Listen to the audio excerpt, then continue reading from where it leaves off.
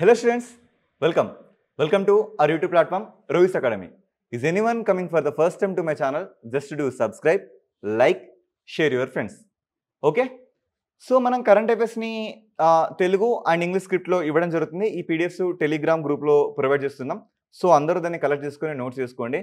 And current అఫైర్స్ని ఇంతకుముందు స్టేట్స్లో కానీ సెంట్రల్లో కానీ అడిగిన క్వశ్చన్స్కి ఇంటర్లింక్ చేస్తూ అండ్ మేము ఎక్స్పెక్ట్ చేసిన విధంగా కొన్ని క్వశ్చన్స్ని ఇక్కడ మేము ఫ్రేమ్ చేయడం జరుగుతుంది. సో ఇలాంటి ప్రాక్టీస్ సెషన్స్ని ఇలాంటి వీడియోస్ నుంచి మీరు ఇప్పటి నుంచి ప్రాక్టీస్ చేయండి. సో చేస్తూ మీ కేపబిలిటీ మీ పొటెన్షియాలిటీ ఎంత ఉందో మిమ్మల్ని మీరు ఒకసారి ఎగ్జామిన్ చేసుకోండి. ఓకేనా? ఇంకా ఈరోజు అంటే May 26th. సో ఈరోజు కరెంట్ అఫైర్స్ని ఇన్ డీటెయిల్గా మనం డిస్కస్ చేద్దాం. Okay, look in to first current affair. మనకి ఇక్కడ కనబడుతుంది ఏంటి? యశోద ఏఐ లేదా యువర్ ఏఐ సఖి. సో పేర్లోనే ఉంది ఏంటి? యశోద ఏఐ యువర్ ఏఐ సఖి. ఇక్కడ ఒక పిక్చర్ మనం చూడొచ్చు. సమ్ లేడీస్ ఏంటి ల్యాప్టాప్ ముందు కూర్చొని సమ్ డిజిటల్ నాలెడ్జ్ని అక్వైర్ చేస్తున్నారు. ఇక్కడ మనకి ఎవరు కనబడుతున్నారు? National commission for women chairman ఎవరు? విజయ రహత్కర్.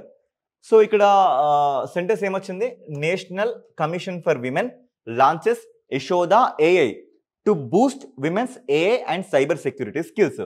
సో థింగ్ ఏంది అంటే యశోద ఏఐ అనే ఒక కొత్త మోడల్ని ఎందుకు ఇంప్లిమెంట్ చేశారంటే కేవలం విమెన్ కోసం మాత్రమే. అంటే మహిళలకి ఏఐ పట్ల నాలెడ్జ్ కానీ సైబర్ సెక్యూరిటీ పట్ల అవేర్నెస్ కానీ ఇవన్నిటి పర్స్పెక్టివ్లో ఎవరు? NCW national commission for women వీళ్ళు దీన్ని లాంచ్ చేయడం జరిగింది. సో మనం ఇప్పటికే NCW వచ్చిన ప్రతిసారి ఆ యాక్ట్ ఏంటి, అది ఏ ప్లాన్ ప్రకారంగా వచ్చింది, దాంట్లో మెంబర్స్ ఎంత, ప్రస్తుతం ఉన్న చైర్మన్ ఎవరు, లాంగ్ టర్మ్ దీన్ని రూల్ చేసిన చైర్మన్ ఎవరు, ఇలాంటి ఆస్పెక్ట్స్లో మనం మాట్లాడుకోవడం జరిగింది. లైవ్ కండక్ట్ చేసినప్పుడు దానికి సంబంధించిన క్వశ్చన్స్ కూడా మనం డిస్కస్ చేయడం జరిగింది. సో NCW ఇప్పుడు ఏం లాంచ్ చేసింది? యశోద ఏఐని లాంచ్ చేయడం జరిగింది. ఒకసారి ఇన్ డీటెయిల్గా చూద్దామండి. ఇక్కడ మనకు కనబడుతుంది కదా యశోద ఏఐ లేకపోతే యువర్ ఏఐ సఖి. ఎప్పుడు? May 22, 2025 ఇది ఎక్కడ లాంచ్ చేయడం జరిగింది? బరేలీ. ఎక్కడ ఉంటుందండి? బరేలీ ఉత్తరప్రదేశ్లో ఉండడం జరుగుతుంది. ఈ బరేలీలో మహాత్మా జ్యోతి బాపులే రోహిల్ఖండ్ యూనివర్సిటీలో దీన్ని లాంచ్ చేయడం జరిగింది. ఎందుకు ఎస్పెషల్లీ దీన్ని ఎవరి కోసం లాంచ్ చేశారంటే rural and semi urban. This is very very very important అండి. మీకు కానీ ఎగ్జామ్లో డిస్క్రిప్టివ్ ఓరియంటెడ్లో ఎస్టర్డైనా జరిగింది కదా యూపీఎస్సీ. సో అన్నీ ఇలానే కదా డిస్క్రిప్టివ్ ఓరియంటెడ్లో స్టేట్మెంట్ ఓరియంటెడ్లో అడగడం జరిగింది. సో ఇది ఎవరి కోసం? ఎస్పెషల్లీ పర్టిక్యులర్లీ ఎవరి కోసం? గ్రామీణ మహిళలు అండ్ సెమీ అర్బన్ మహిళలు వీళ్ళ కోసం మాత్రమే దీన్ని డిజైన్ చేయడం జరిగింది. ఓకే, అండ్ దీంతో పాటు ఇది దేంతో alliance with India's vision for Viksit Bharat. ఈ వికసిత్ భారత్ విజన్కి దీన్ని అలైన్ చేయడం జరిగింది. ఎందుకు?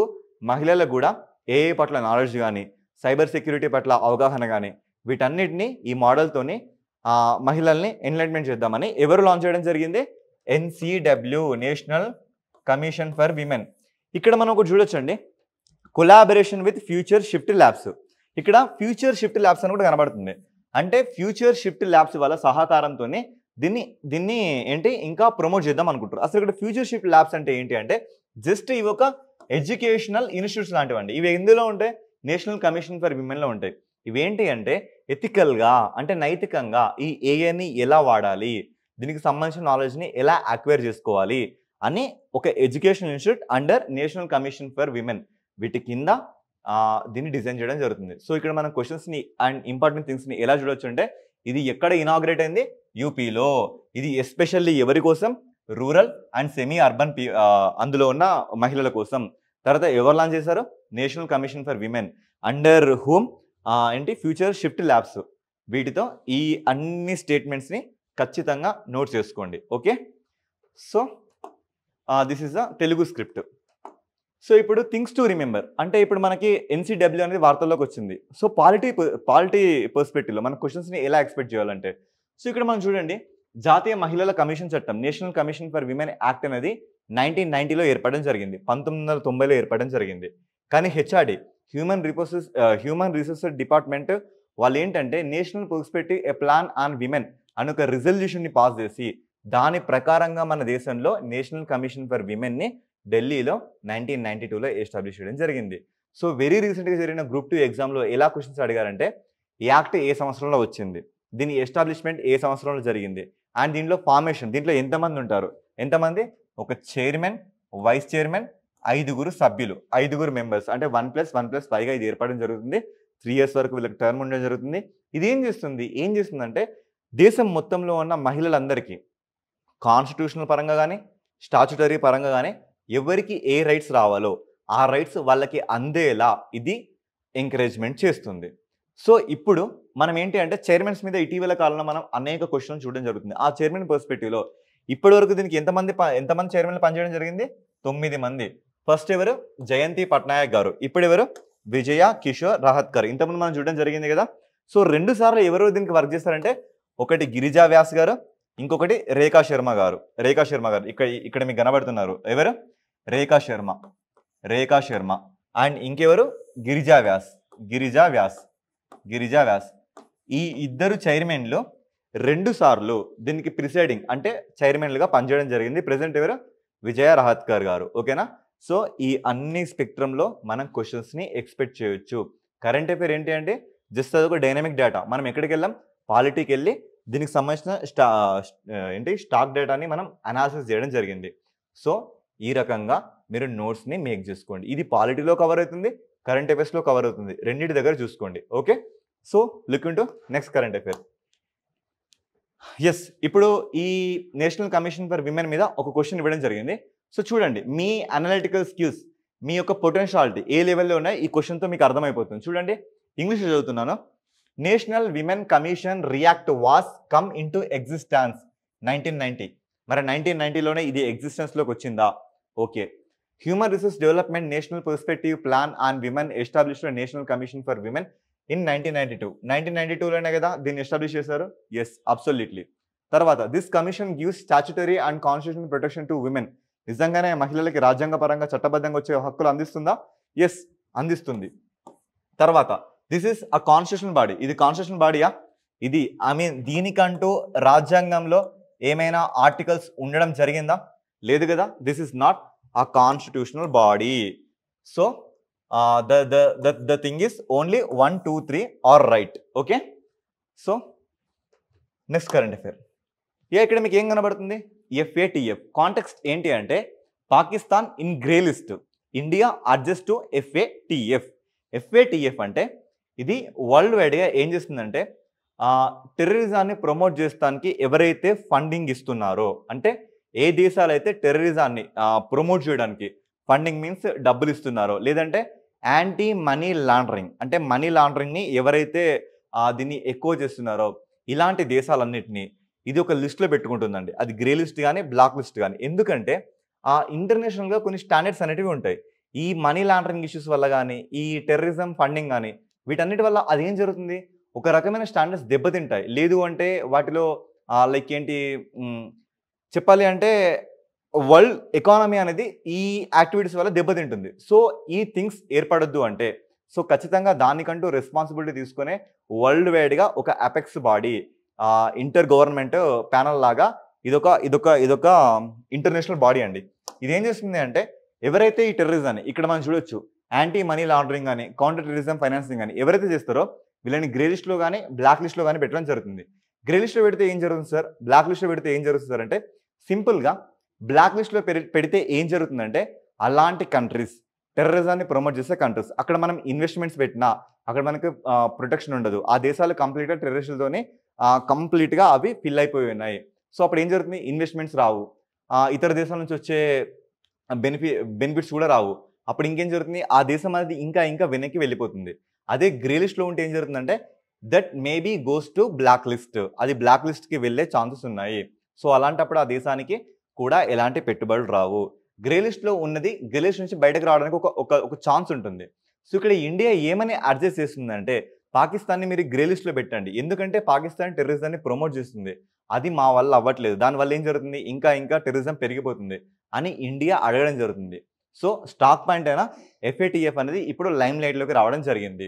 సో పాకిస్తాన్ని మనం గ్రే లిస్ట్లో ఎప్పటి నుంచి ఎప్పటి వరకు పెట్టడం జరిగింది, 2008 నుంచి 2022 వరకు పెట్టడం జరిగింది. ఆ టైంలో జమ్మూ కాశ్మీర్లో ఎలాంటి అలజడులు జరగలేదు అని ఇండియా ఒక ఎగ్జాంపుల్ కూడా ఇవ్వడం జరిగింది. సో ఈ కాంటెక్స్ట్లో భాగంగా మనం FATFని ఒకసారి చూస్తే ఇది G7 కంట్రీస్. ఈ G7 కంట్రీస్తోని ఎప్పుడు ఎస్టాబ్లిష్ అయింది? 1989లో G7 కంట్రీస్తోని ఇది ఎస్టాబ్లిష్ అయ్యడం జరిగింది. ఇది ఒక ఇంటర్ గవర్నమెంట్ ఆర్గనైజేషన్. దీని హెడ్ క్వార్టర్స్ వచ్చేసి ప్యారిస్లో ఉండడం జరుగుతుంది. దీంట్లో అప్రాక్సిమేట్లీ 40 కంట్రీస్ వరకు ఉండడం జరుగుతుంది. దీంట్లో ఇంగ్లీష్ అండ్ ఫ్రెంచ్ ఈ 2 లాంగ్వేజెస్ మాట్లాడడం జరుగుతుంది. సో ఇది ఎంటైర్ FATF యొక్క స్టోరీ. సో సింపుల్గా అర్థమయ్యేలా చెప్పాలంటే ఏ దేశాలు అయితే ఉగ్రవాదాన్ని ప్రేరేపిస్తాయో అలాంటి దేశాలని ఇది కౌంటర్ అటాక్ చేస్తుంది. అంటే వాళ్ళకి సంబంధించిన బెనిఫిట్స్ కానీ లేదు అంటే ఇన్వెస్ట్మెంట్స్ కానీ ఆ దేశానికి రాకుండా వాళ్ళని బ్లాక్ లిస్ట్లో కానీ గ్రే లిస్ట్లో కానీ పెట్టడం జరుగుతుంది. సో దీని మీద ఒక క్వశ్చన్ ఇంతకుముందు సెంట్రల్ ఎగ్జామ్లో ఇది వచ్చేసి తెలుగు స్క్రిప్ట్ అండి. సెంట్రల్ ఎగ్జామ్లో అడిగిన క్వశ్చన్ ఏంటి అంటే ఇక్కడ ఒక ఎగ్జాంపుల్ చూడొచ్చు. Financial action task force FATF అంటే ఏంటి అని డైరెక్ట్గా మన క్వశ్చన్ పడడం జరిగిందండి. సో చూడొచ్చు మీరు ఇక్కడ a wing under the central economy intelligence బ్యూరోనా, ఇది మన దేశంలో ఉన్న సెంట్రల్ ఎకానమీ ఇంటెలిజెన్స్ బ్యూరో సంబంధించిందా, లేదంటే ఏ డివిజన్ ఆఫ్ ఎన్ఫోర్స్మెంట్ డైరెక్టరేటా, మరి ఇది ఈడీకి సంబంధించిందా, లేదంటే a global money laundering and terrorist financing watch డాగా? సరే చూద్దాం. Next a UN anti corruption ఏజెన్సీయా, ఇది UN యాంటీ కరప్షన్ ఏజెన్సీయా? కాదు కదా. ఇది మన దేశం సంబంధించిన కాదు కదా. ఇది ఈడీకి సంబంధించిన కాదు కదా. ఏంటిది? A global money laundering and terrorism financing watch dog. This is the right answer. So ఇలా మనం క్వశ్చన్స్ ఎక్స్పెక్ట్ చేయొచ్చు. Look in to another current affair. Yes, ఇక్కడ మనం చూడొచ్చండి కాలా ఆజార్. ఈ కాలా ఆజార్ గురించి ఏంటి అంటే ఇది మనకి బయాలజీ స్పెక్ట్రంలో మనం ఈ క్వశ్చన్స్ని ఎక్స్పెక్ట్ చేయొచ్చండి. ఇందులో బయాలజీ పరంగా మనం ఇలాంటి క్వశ్చన్స్ని ఎక్స్పెక్ట్ చేయొచ్చు. సార్ ఇది కరెంట్ అఫైర్లో ఎలా ఉంది అంటే సింపుల్గా ఏంటి అంటే ఇక్కడ మనం చూడొచ్చు చాడ్ కానీ జిబోటీ కానీ ఇథియోపియా కానీ సోమాలియా కానీ ఒకసారి చూడండి, కన్ఫ్యూజ్ అవ్వకండి. చాడ్ కంట్రీ, తర్వాత జిబోటీ కంట్రీ, తర్వాత సోమాలియా కంట్రీ, ఆ తర్వాత సూడాన్ కంట్రీ. ఇవన్నీ ఎక్కడ ఉంటాయండి? ఇవన్నీ ఆఫ్రికాలో కదా ఉండేటివి.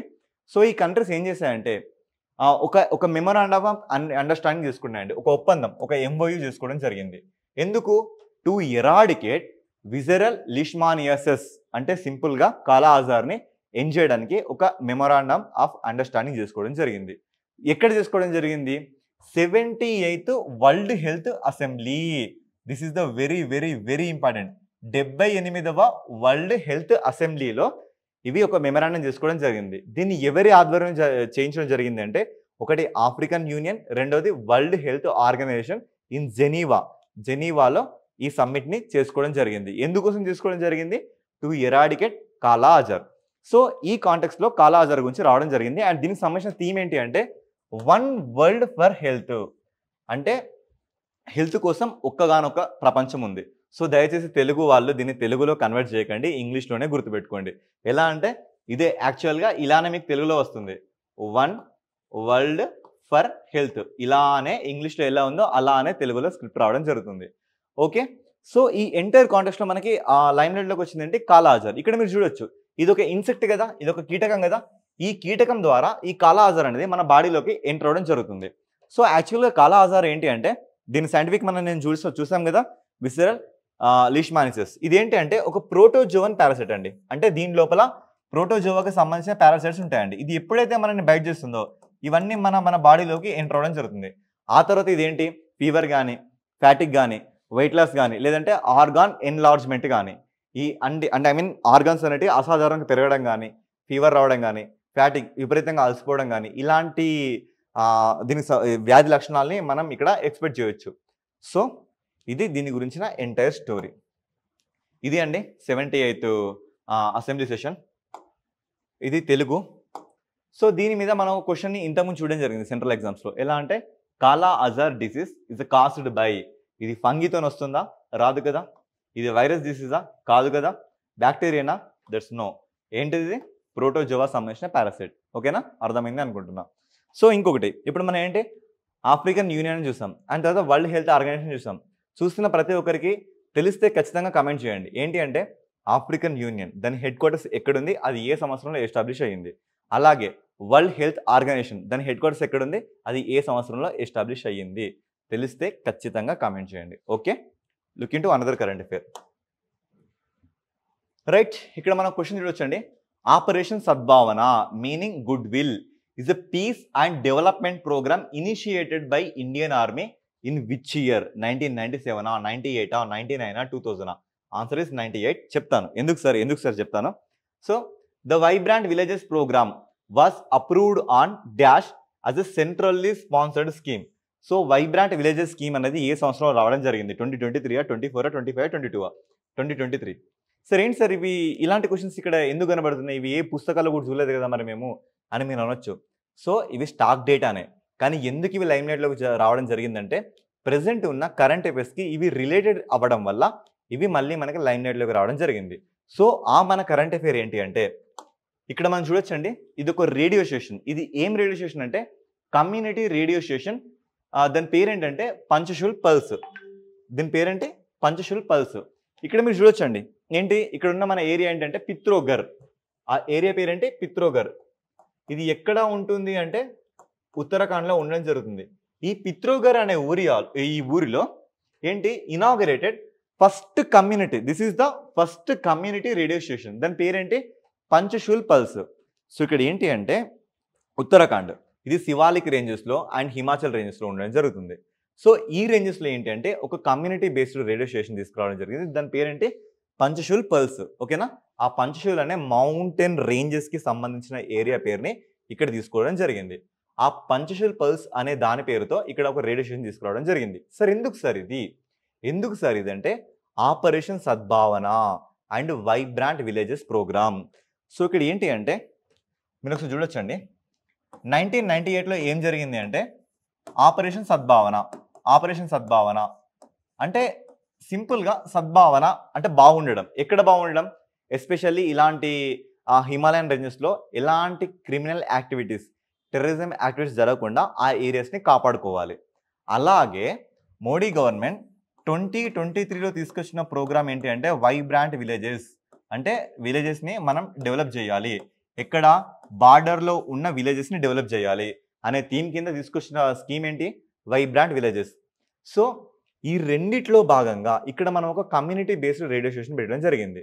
ఎందుకు సార్? ఆ రేడియో స్టేషన్ ఏం చేస్తుంది అంటే లోకల్గా ఉన్న పీపుల్కు అండ్ మిలిటరీ మ్యాన్కి వీళ్ళిద్దరి మధ్య సఖ్యతను పెంపొందించడానికి, అంటే ఒక అమికేబుల్ నేచర్, ఒక ఫ్రెండ్లీ నేచర్ని డెవలప్ చేయడానికి, అలాగే అక్కడున్న క్లైమేట్ సిచ్యువేషన్ తెలుసుకోవడానికి, అలాగే అక్కడున్న లైక్ పిలిగ్రిమ్స్ రావడం కానీ, టూరిస్ట్ రావడం కానీ, వాళ్ళకి ప్రొటెక్షన్ గురించి చెప్పడం కానీ, లేదంటే ఇక్కడ ఎలాంటి టెర్రరిజం యాక్టివిటీస్ జరగట్లేదు, అంతా బాగానే ఉంది అని ఏంటి అవన్నీ విషయాలను చెప్పడానికి ఇక్కడ మనం ఒక రేడియో స్టేషన్ని ఎస్టాబ్లిష్ చేయడం జరిగింది. సో ఆ రేడియో స్టేషన్ యొక్క ట్యాగ్ లైన్ ఏంటంటే హిల్ సే దిల్ తక్. హిల్ అంటే ఏంటి? కొండలు. దిల్ అంటే ఏంటి? మనసు. కొండ నుంచి మనసు వరకు ప్రతి సందేశాన్ని మీకు అప్ టు డేట్ 24/7 మీకు ఇన్ఫర్మేషన్ ఇవ్వడం జరుగుతుంది అని ఒక థీమ్తో ఈ స్టేషన్ని ఎస్టాబ్లిష్ చేయడం జరిగింది. దీన్ని ఎవరు ఎస్టాబ్లిష్ చేశారంటే లెఫ్టినెంట్ జనరల్ అనింద్య సేన్ గుప్తా. ఇక్కడ మీకు కనబడుతున్నారు కదా, ఈయన ఎవరు? అనింద్య సేన్ గుప్తా.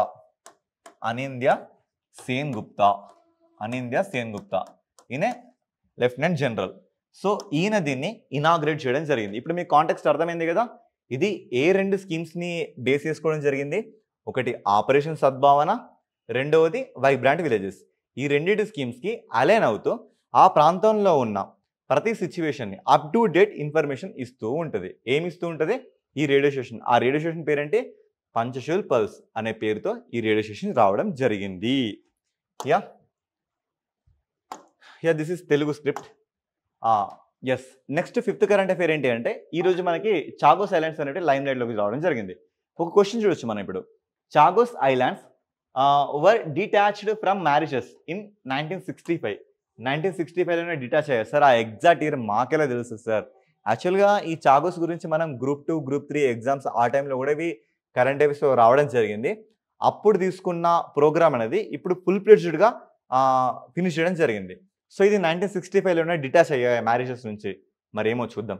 తర్వాత US military base was located at Diego Garcia, a famous city in Chagos islands. Chagos ఐలాండ్స్లో డిగో గార్సియా అనే ఒక సిటీ ఉండడం జరిగింది. ఆ సిటీలో యుఎస్కి సంబంధించిన ఎయిర్ బేస్ ఉందా లేదా, మరి దానికి సంబంధించిన ఇష్యూ ఏంటో చూద్దాం. ఆ తర్వాత Chagos islands located in Pacific ocean. ఇది పసిఫిక్ ఓషన్లో ఉందా, అట్లాంటిక్లో ఉందా, హిందూలో ఉందా, ఒకసారి చూద్దాం. ఓకే, సో ఈరోజు మన కరెంట్ అఫేర్స్లో చాగోస్ ఐలాండ్స్ మనం మాట్లాడుకోవడం జరుగుతుంది. ఇక్కడ మనం కనబడుతున్న వ్యక్తి ఎవరు? Britain prime minister Keir Starmer గారే కదా. ఎస్, ఇక్కడ మీరు చూస్తుంది మొత్తం చాగోస్ ఐలాండ్స్ అండి. ఏం ఐలాండ్స్? Chagos islands. ఈ చాగోస్ ఐలాండ్స్లో one of the famous and biggest cities వచ్చేసి ఏంటి అంటే డిగో గార్సియా. ఇక్కడ మీకు ఒక ఎయిర్ బేస్ కనబడుతుంది కదా, ఎయిర్ బేస్, ఏరోప్లేన్లో ఆగడానికి ఒక ఎయిర్ బేస్ ఇక్కడ మీకు కనబడుతుంది కదా. ఎస్, ఇదంతా ఎక్కడ, దీని లొకేషన్ ఎక్కడ సార్ అంటే ఇదంతా హిందూ ఓషన్ అండి. ఇదంతా హిందూ మహాసముద్రంలో ఇది లొకేట్ ఉండడం జరిగింది. యాక్చువల్గా మారిషస్ ఎక్కడ ఉంటుంది? మడగాస్కర్ ఐలాండ్కి పక్కన కొంచెం దూరంలో ఇది లొకేట్ అయి ఉండడం మనం చూడొచ్చు. ఓకేనా? సో ఇప్పుడు ఏంటి, ఇదంతా హిందూ ఓషన్లో ఉంది. ఇక్కడ ఎవరు? కీర్ స్టార్మర్ గారు మనకు కనబడడం జరుగుతుంది. సో కాంటెక్స్ట్ ఏంటి అంటే ఇక్కడ మనం చూడొచ్చు ఏంటండి, మారిషస్ అనేది Keir Starmer has formalised the transfer of the sovereignty ending the decades of British control on Chagos islands. Thing ఏంటి అంటే ఎప్పటి నుంచో బ్రిటిష్ వాళ్ళ యొక్క ఆధిపత్యం ఆ చాగోస్ ఐలాండ్స్ మీద ఉండడం జరిగింది. ఇప్పుడు మీ సావరినిటీని అంటే మీ సార్వభౌమత్వాన్ని మేము మీకు ఇవ్వడం జరుగుతుంది. సో మీరు తీసుకోండి, మేము మీ చాగోస్ ఐలాండ్స్ని ఒప్పందపూర్వకంగా మేము మీకు బదిలీ చేయడం జరుగుతుంది అనే కాంటెక్స్ట్లో కీర్ స్టార్మర్ గారు దీని గురించి మాట్లాడడం జరిగింది.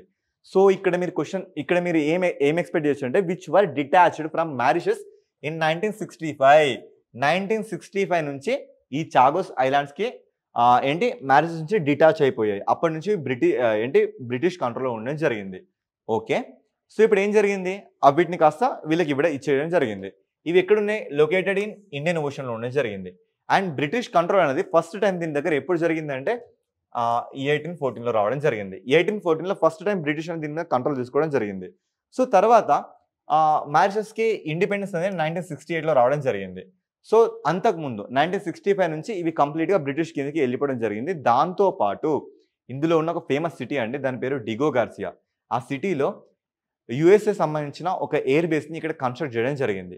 సో ఇప్పుడు ఏంటి అంటే ఈ చాగోస్ ఐలాండ్స్ని కంప్లీట్గా మనం మారిషస్కి ఇస్తున్నాం, కానీ యుఎస్ ఏమంటుంది అంటే అక్కడున్న ఎయిర్ బేస్ని మేము వాడుకుంటాం, కానీ మీరు ఈ ఐలాండ్స్ని తీసుకోండి, మీ సావరినిటీకి ఎలాంటి డిస్టర్బెన్సెస్ మేము ఇవ్వం అనే ఈ స్పెక్ట్రంలో ఈ కరెంట్ అఫైర్ ఈరోజు లైమ్ లైట్లోకి రావడం జరిగింది.